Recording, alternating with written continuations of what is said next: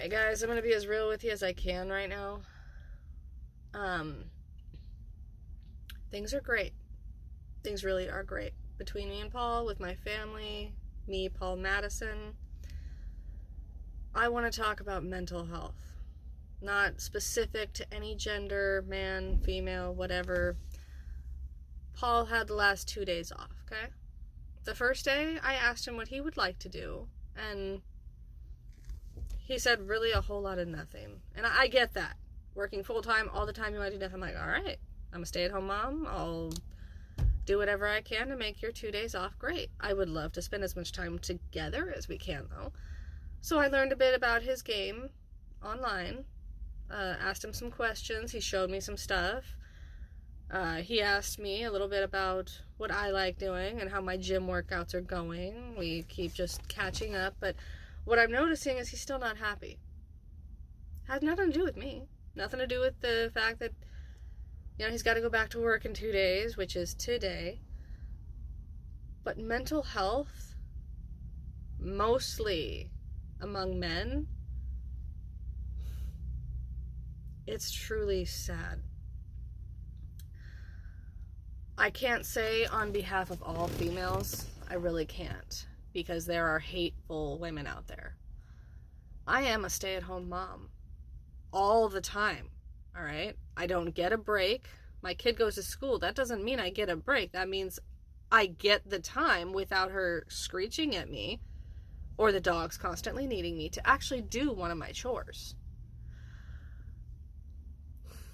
It's very difficult to be a stay-at-home mom. It's very difficult to be a mom or a single parent, even though you're married and that person's always out of the house providing. There's no pain like it when you feel unappreciated or like you're not being respected or like everything you're doing is being taken for granted. Well, for a solid day, something happened on Paul's game. And guys, you know what I mean, okay? If something goes wrong, you fuck up, or someone else fucks up in the game and it entirely screws something you've worked a long time to do. That emotion just gets to you. I get that because I used to get competitive. Well, it took him out for an entire night, okay? We were supposed to have a nice romantic evening. Even though we had our daughter, we make it special every single night. We make sure that we know each other's loved. We talk about our day. Well, he was quiet all that night because of something that happened on the game. And I could have been pissed, okay? We got everything done during the day. We got some yard work done. It was awesome. Then something happens in his game and the night falls to shit. What did I do? I let him have himself to himself. I let him watch whatever he wanted to on TV. I let him stew in whatever he was going to stew in. Because I know him.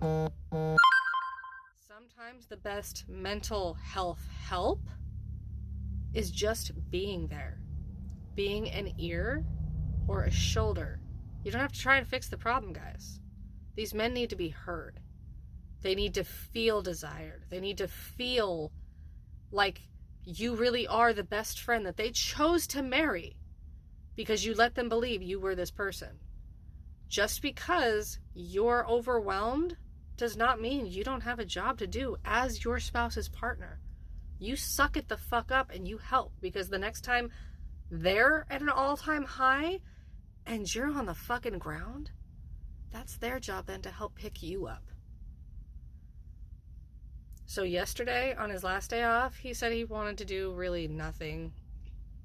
And that's not how he usually is. The next day, he either wants to go for a walk or do something outside, do something fun. But I caught him just sitting at his computer being unhappy. So I said, babe, let's go do the roses. We've been wanting to prune them. And I had to push and nag a little bit. He's like, God, I really don't want to do this, but I want to make you happy.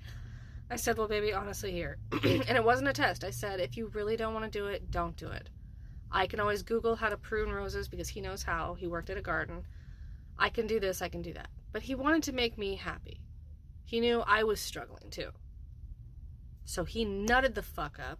He went and put on his pants and he came outside. And we spent 2 hours outside having fun together. Gardening, getting everything we need to be out of this house in less than 6 months.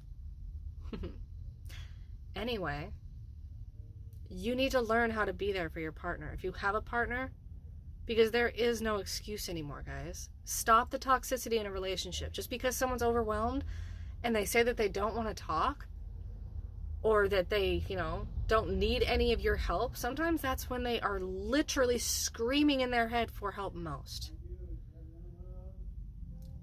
Start listening. Everyone's important, but mental health is crashing. Let's be part of the solution. Now I gotta go to the gym.